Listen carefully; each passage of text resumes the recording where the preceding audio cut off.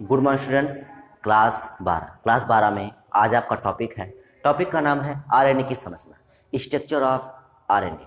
RNA का पूरा नाम क्या होता है? Ribo nucleic acid. क्या नाम होता है पूरा? Ribo nucleic acid. जबकि डीएनए का पूरा नाम क्या होता है? Deoxy ribo nucleic acid. ठीक, वो डीऑक्सी राइबो न्यूक्लिक एसिड होता है और ये क्या है? Ribo nucleic acid. ठीक, तो आज हम जानेंगे कि राइबो न्यूक्लिक एसिड की संरचना कैसी होती है। तो चलिए शुरू करते हैं वीडियो।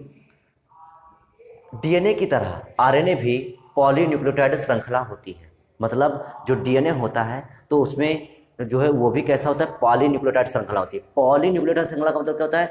पॉली माने क्या होता है? बहुत। जब बहुत से न्यूक्लियोटाइड आपस में जुड़ेंगे तो क्या बनेगा? पॉलीन्यूक्लियोटाइड। और जो डीएनए होता है वो क्या होता है? पॉलीन्यूक्लियोटाइड श्रृंखला होती है, पूरी एक सीरीज होती है। उसी प्रकार से आरएनए भी क्या होता है? पॉलीन्यूक्लियोटाइड श्रृंखला होती है, सीरीज होती है। लेकिन यह एक सूत्री होता है। कैसा होता है? एक सूत्री, सिंगल स्टैंडर्ड होता है ये।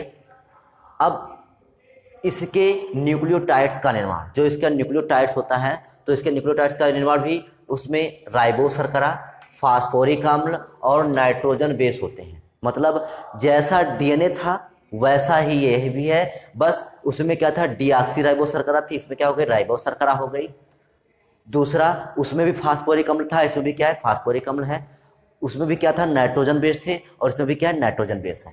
तो ये तीन चीजें राइबो शर्करा, फास्फोरिक अम्ल, नाइट्रोजन बेस से इसका निर्माण होता है, अर्थात इसके न्यूक्लियोटाइड्स का निर्माण होता है। आगे नाइट्रोजन बेस में एडेनिन, गुआनिन, साइटोसिन और थाइमीन के स्थान पर, मोस्ट इंपॉर्टेंट, थाइमीन के स्थान पर यूरेसिल होता है। देखिए, एडेनिन भी वैसे ही पाया जाएगा, ग्वानिन भी वैसे ही होगा, साइटोसिन भी वैसे ही होगा, और जो थाइमीन होता है इसमें थाइमीन का नामो निशान नहीं होगा। इसमें थाइमीन के स्थान पर क्या होगा? यूरेसिल होगा। ठीक, आरएनए की जो दिशा होती है वो सदैव 5 से 3 होती है। आरएनए की जो दिशा होती है सदैव कैसी होती है? 5 से 3 होती है। क्यों होती है?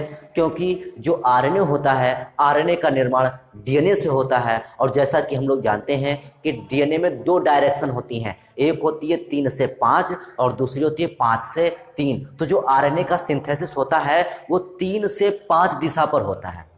जो आरएनए का निर्माण होता है वो 3 से 5 दिशा पर होता है। तो जो आरएनए बनेगा उसकी दिशा ऑटोमेटिक उल्टा हो जाएगी। कैसी हो जाएगी? 5 से 3 हो जाएगी। तो इसलिए हमेशा इसकी दिशा कैसी होती है? 5 से 3 होती है। आरएनए का निर्माण डीएनए से होता है। हम बता ही चुके हैं आपको कि आरएनए का निर्माण डीएनए से होता है। अधिकांश वायरसों में, मोस्टली जो वायरस होते हैं उसमें जो आरएनए होता है वो आरएनए आनुवंशिक पदार्थ का काम करता है। जैसे आपका एचआईवी वायरस है, ठीक, आपके जितने भी मोस्टली वायरस होते हैं वो सब क्या होते हैं? उसमें आरएनए जो होता है वो आनुवंशिक पदार्थ का कार्य करता है। आरएनए कोशाद्रव्य में और केंद्रक द्रव्य आदि में पाया जाता है। मतलब आरएनए कहाँ पाया जाता है? कोशाद्रव्य में पाया जा सकता है, केंद्रक में पाया जा सकता है, केंद्रक द्रव्य में पाया जा सकता है। तो इस टाइप से जो होता है कि ये कोशिका द्रव्य और केंद्रक द्रव्य आदि में पाए जाते हैं। तो ये था हमारा स्ट्रक्चर कि आरएनए की संरचना कैसी होती है। तो अब आरएनए की देख लेते हैं। देखिए, ये हमारे आरएनए के स्ट्रक्चर बनी हुई है। आरएनए में क्या है? हमने यहाँ पर नाइट्रोजन बेस लगाए हुए हैं। अब आप देख रहे होंगे कि नाइट्रोजन बेस आधे इधर लगे, फिर आधे इधर लगे, फिर आधे इधर, फिर आधे इधर। ये क्यों ऐसा हुआ? क्योंकि हमने एक थ्रेड्स पर, एक इसकी संरचना पर जो है इसकी नाइट्रोजन बेस लगाया। तो देखिए, अगर हमने ये थ्रेड्स ले लिया तो इस पर क्या होगा? ये हमारा लगता गया, तो ये हमारा इधर आ गया तो अब इधर लगेगा, फिर ये इधर आ गया तो इधर इस पर लगेगा, फिर इधर आ गया तो इस पर इधर लगेगा। तो इस प्रकार से नाइट्रोजन बेस एक श्रृंखला पर लगेंगे। अब इसमें देखिए क्या है? इसकी दिशा 5 से 3 होती है। सदैव कैसी दिशा होती है? 5 से 3 होती है। आपको बता ही चुके हैं अभी कि ये क्यों 5 से 3 होती है। तो यहाँ पर ये फास्फोरिक अम्ल है तो इसके 5वें कार्बन पर जुड़ा हुआ है, और जो लास्ट वाला फास्फोरिक अम्ल है वो इसके तीसरे कार्बन पर जुड़ा हुआ है। तीसरे कार्बन पर जुड़ा हुआ है तो इसकी दिशा कैसी हो गई? 5 से 3 हो गई। और देखिए, यहाँ पर कहीं पर थाइमीन नहीं आया है, ना ही इसमें कहीं पर थाइमीन आया है। मतलब हमें अगर आरएनए बना रहे हैं तो डीएनए में तो थाइमीन हो सकता है, लेकिन आरएनए में थाइमीन का नामो निशान नहीं होगा। तो यहाँ पर हमने थाइमीन के स्थान पर क्या जोड़ दिया? यूरेसिल जोड़ दिया। ये आपको संरचना बनानी ही होगी। ठीक, तो ये था हमारा आरएनए की स्ट्रक्चर। अब आपको डीएनए और आरएनए में अंतर बता दें। देखिए, पहला अंतर यही है कि डीएनए जो होता है उसमें थाइमीन पाया जाता है, नाइट्रोजन बेस, और इसमें क्या पाया जाता है? यूरेसिल पाया जाता है। ठीक, दूसरा अंतर क्या होता है कि ये जो आरएनए होता है ये सिंगल स्टैंडर्ड, और डीएनए कैसा होता है? डबल स्टैंडर्ड होता है।